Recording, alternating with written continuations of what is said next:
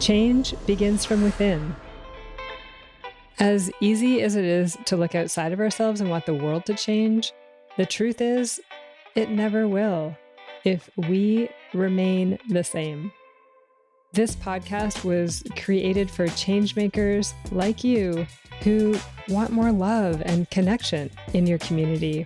Today, you are going to hear stories that will inspire you and also challenge you to be the change. We are going to go deep, my friend. So take a deep breath and settle in.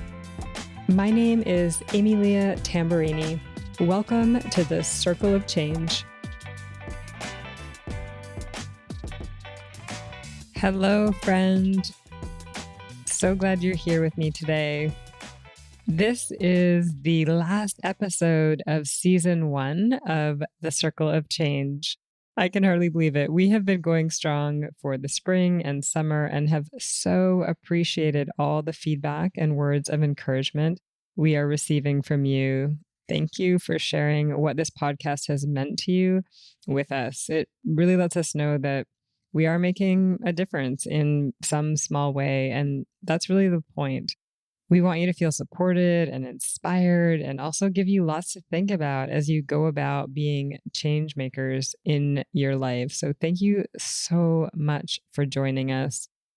We will be back on September 2nd. We have a really fascinating episode on having brave conversations around death and dying.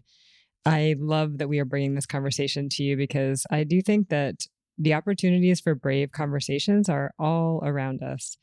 And since death is just part of life, you might have that experience that you're working through right now or that you will in the future. So I think that conversation is important.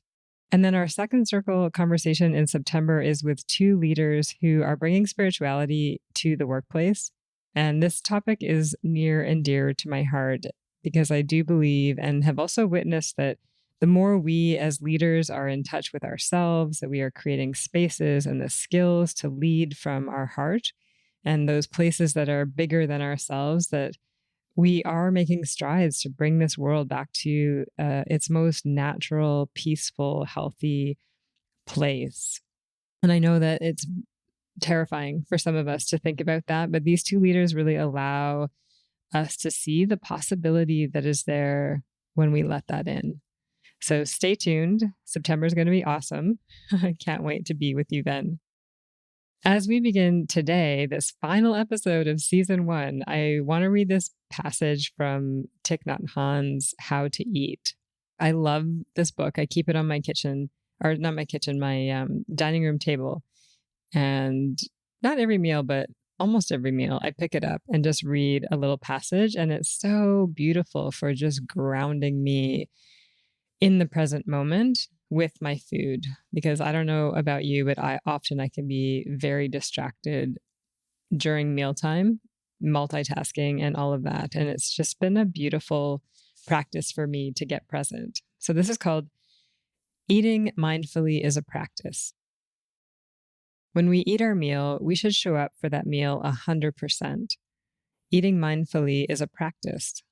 If we choose to drink a cup of tea in mindfulness, the pleasure of drinking tea will more than double because we are truly there. And the tea is also truly there. Life is real. It's not a dream when mindfulness is there. Thanks, Thich Nhat Hanh. I think you'll see how that passage trickles into what I want to share with you today. So as we head into this holiday period, holiday for me, I wanted to leave you with some thoughts to take with you and play around with over the next month. I just participated in a life-changing forum. It's the Landmark Forum. Many of you may have heard of it or have done it before. It literally transformed my life. It took everything that I'm learning and reading about in A Course in Miracles and really brought it to life in a really powerful way for me. And I feel as though I have this completely new lens where absolutely anything is possible. It's a seriously exciting place to be. And I know from that place, I'm going to be able to serve you more rich content and also just show up more authentically. Just be myself, all the quirks and quirks included. The intent there is, well, yeah, just to be myself, but also just to give you permission as well to show up as yourself authentically, embracing every single part of you. Today, I want to share with you one of the things that became really clear to me during this weekend is how much of a judgmental a-hole I am. Yes, you heard that correctly. Underneath a lot of this niceness and calm demeanor, I can run a really good commentary about people around me, and it's not nice all the time. And so today I want to take you inside my head in one situation so you could see what I mean, and then give you some food for thought to take into the month of August and play around with. As I take you through this experience, try to think of an example in your life where you're aware that maybe you're showing up this way as well, or that you have this dialogue. So often, I don't think we are aware of all the things going on in our head. But if you give yourself permission just to be you, to not judge yourself, and just really get curious, see what arises for you as I share with you this little story. So here we go. I'm taking you inside my head into a situation that happens multiple times a day. Are you ready? Okay, hold on. You are in for a ride. This situation is me going swimming, which I do a number of times a week. Okay. I wake up. Today is going to be an amazing day. What is today? Yes, it's swimming. Do I want to go swimming? How much sleep did I get? Maybe my body needs a rest today. Oh no, Ame-Lia. Enough with that. You know you're going to feel so much better after you swim. Okay, right. You're fine. Yes, of course. I'll go. I wonder who's going to be there this morning. Oh, is that bully going to be there? I hope not. How am I going to deal with him this time? Last time, that did not go very well. He was so aggressive. Well, actually, I was pretty aggressive too, though. Oh my gosh. And I call myself this facilitator of peaceful conversation. I am such a fraud. I guess he's a good teacher. I still don't want to see him. Okay, no, just picture the pool as this loving, peaceful place of joy, Ame-Lia. That's better. Oh my gosh, look at all the cars. It's going to be busy. I hate when it's busy. So many people not knowing how to swim and swimming in the wrong lane. No, Ame-Lia, just picture what you want. There's only going to be 2 people in your lane. It's going to be calm. You're going to have freedom. And it doesn't really matter. Just you're here for you. Right. Okay. I love the water. I am so glad I came. I am a swimming machine. God, I'm tired. What is wrong with my body? Why can't I build up more stamina more quickly? I think it just takes time when you get older. No, I am not ascribing to theories of getting older. What should I do today? I should probably do a different workout. I'm a bit of a loser for doing the same thing every single day. But I kind of like it. I don't have to think. I wonder if anybody else notices that I do the same thing. I notice that Jim does the same workout every day. Maybe, yeah, I'm just like Jim. Oh, here we go. Slow Betty. Why does she always get in this lane? Why can't she see that this is for fast swimmers? The sign says fastest. Why doesn't anybody read the sign or have the same definition of what that means? Such lack of self-awareness. Maybe maybe she thinks she's fast. Or maybe she doesn't give a woo-ha about the rules. Man, I would love to be that way. I bet it's freeing.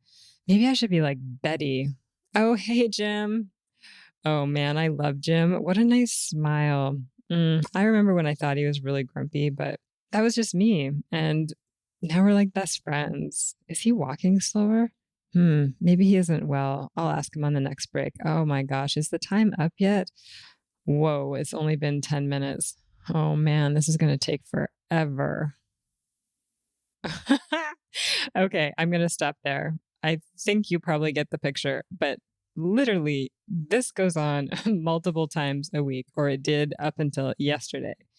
So just curious, what did you notice? I mean, for me, I noticed that there's constant chatter. Like for maybe 20 seconds out of a 45-minute swim, I am really present with the water, and that's probably being generous. So it's amazing.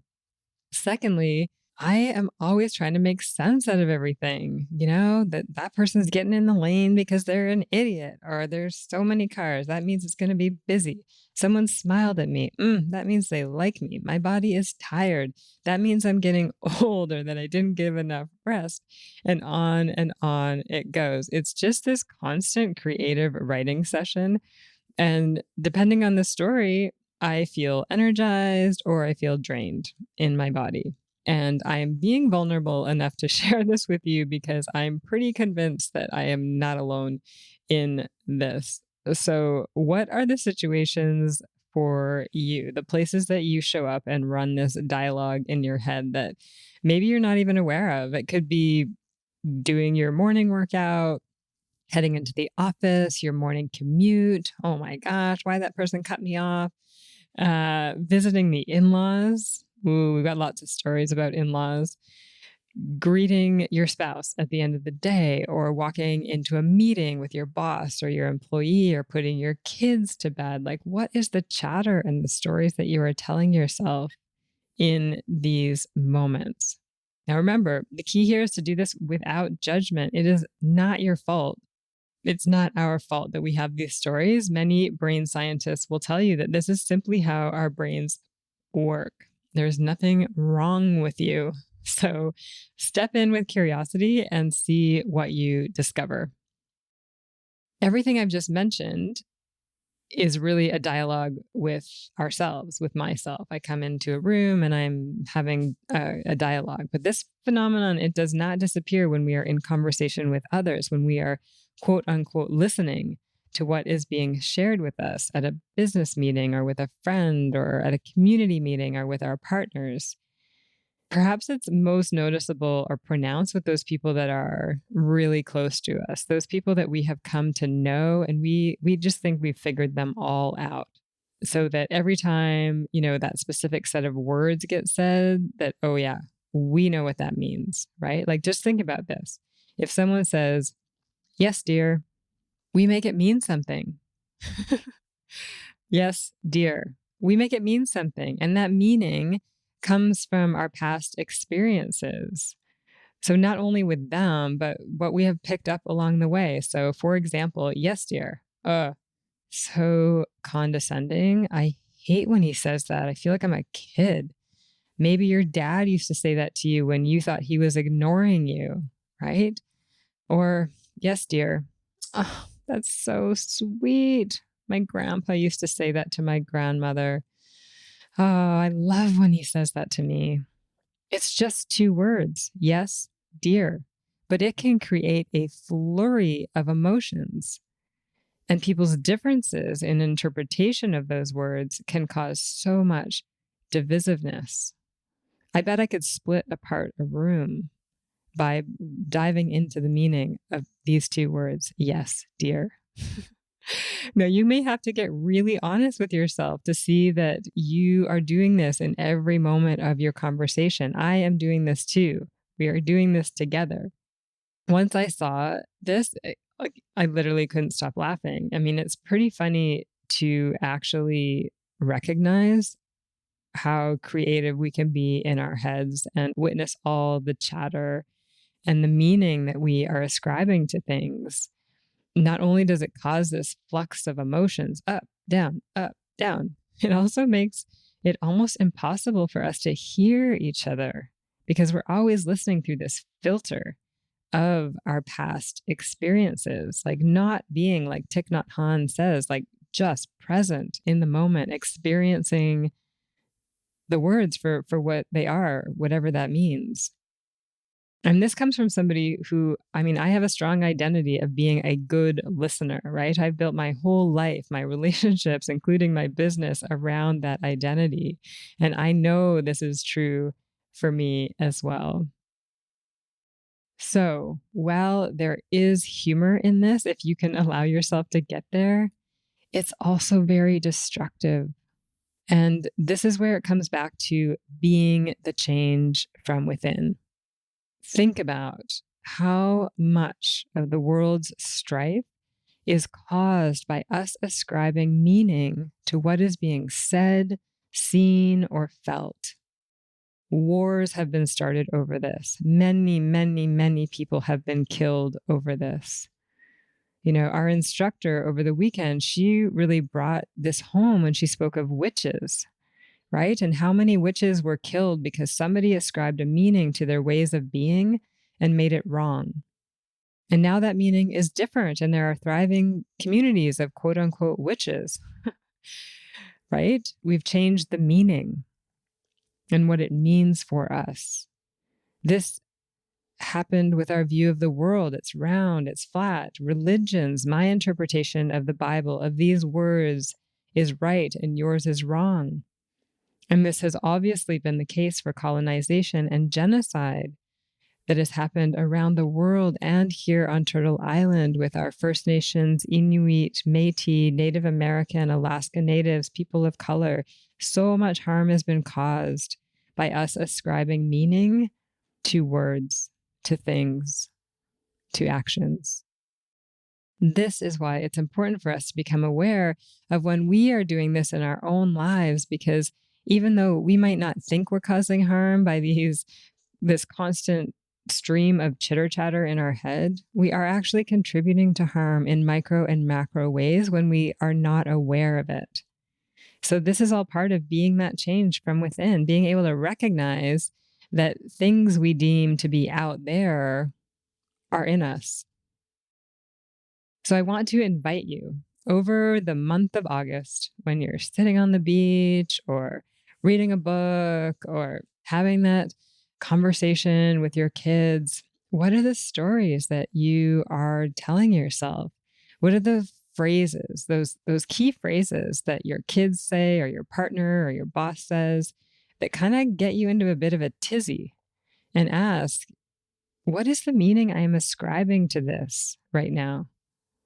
What is the story I am telling myself? Oh, and I know that voice is going to come up.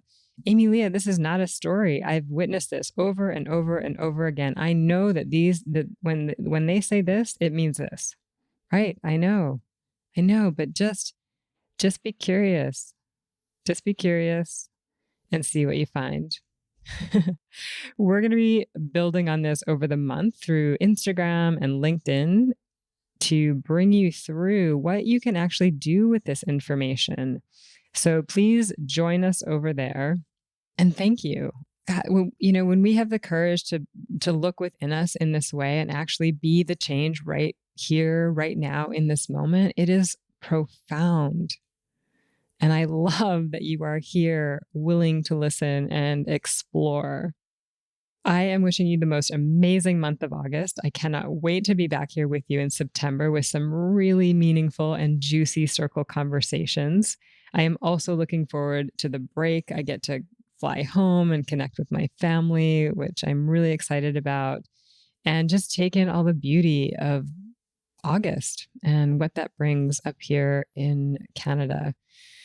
So much love to you. I will talk to you soon. I'm now passing the talking piece to you. If you feel called to put your voice in the circle, please head to humconsulting.ca/podcast and share your story there. I cannot wait to hear what has come up for you as you have listened to what has been shared here today. I wish you love and joy beyond your wildest imagination. Thank you so much for being here in the Circle of Change. I also want to express my gratitude to the following peeps. Circle of Change is recorded on Lekwungen territories, and I am so grateful to live on this land. Our opening and closing music was created by the talented E-Roll Beats. You can find his creations at erollbeats.com. And special thanks to my coach, Mary Chan of Organized Sound Productions, for bringing this podcast to life. Until next time, ciao.